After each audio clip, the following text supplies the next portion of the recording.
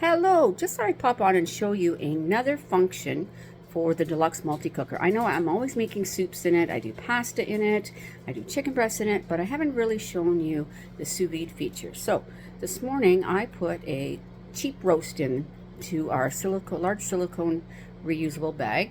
I added some teriyaki, some Worcester, some 3 onion, and some garlic and herb, and I popped it in the multi-cooker on the sous vide setting at 135 degrees for 9 hours. So it is just finished, and I am going to take it out, which is just a matter of opening the lid and popping it out.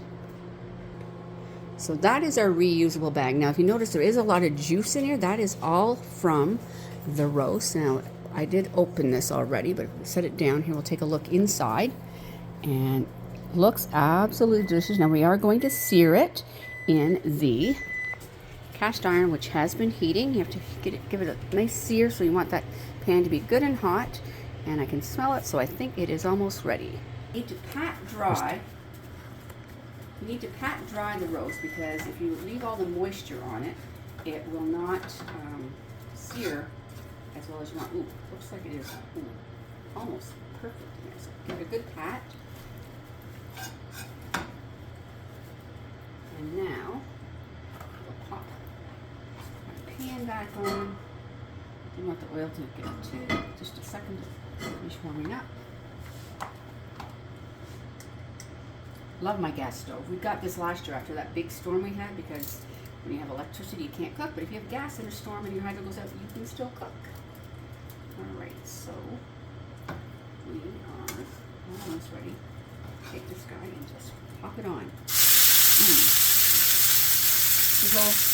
You give it like a minute around each side.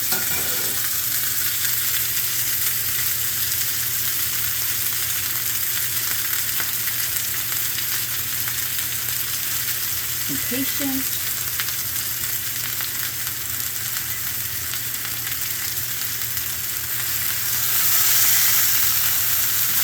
Flip.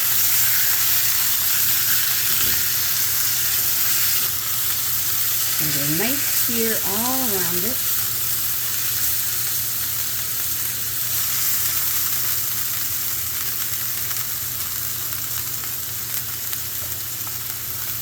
So I'm continuing to sear. I've got almost the 3 sides are done.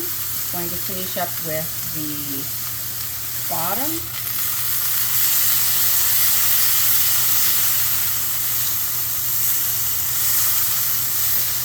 So that's searing. Take a look. This is the delicious juice that was in the roast in the sous vide cooker.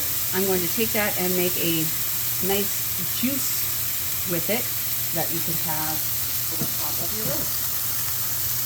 And we'll do the other side. Look at that nice sear. Love our cast iron pans for this. Put them there. As well as our small chef pans. They're fantastic for doing this type of work.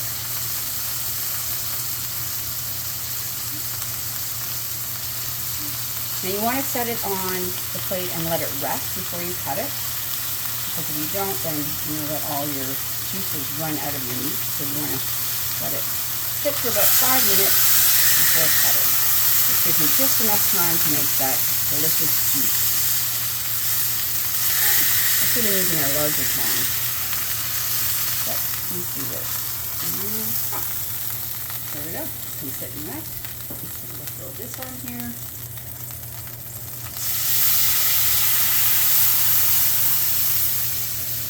You can whisk a little flour in there.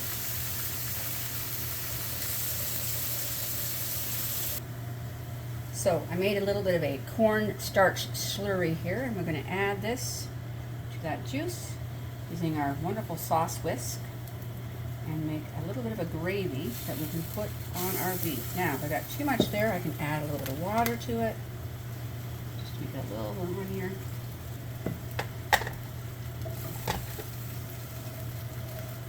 And that came together awesome. And turn it down and just let that simmer. A little bit more water, a little thick still.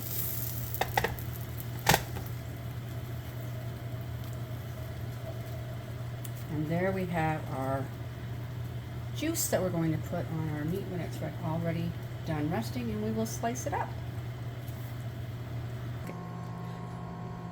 So now I am going to slice this baby. I am using our cut and hold and slice. This is a tool from years ago. I have a couple of these. I love this because I can set it on. I'm using our beautiful carving knife. Here we go. Let's see. Are we done too much or are we done just perfect? Oh, looking like we have the perfect medium rare roast beef. Looks absolutely delicious. What do you think, Kev? Looks good. Looks delicious. Looks delicious. Perfect medium rare roast beef, all the way through cooked evenly. That's what we like about sous vide. It cooks your meat no matter what size it is, perfectly the same temperature all the way through. Sous vide. Let's get cooking.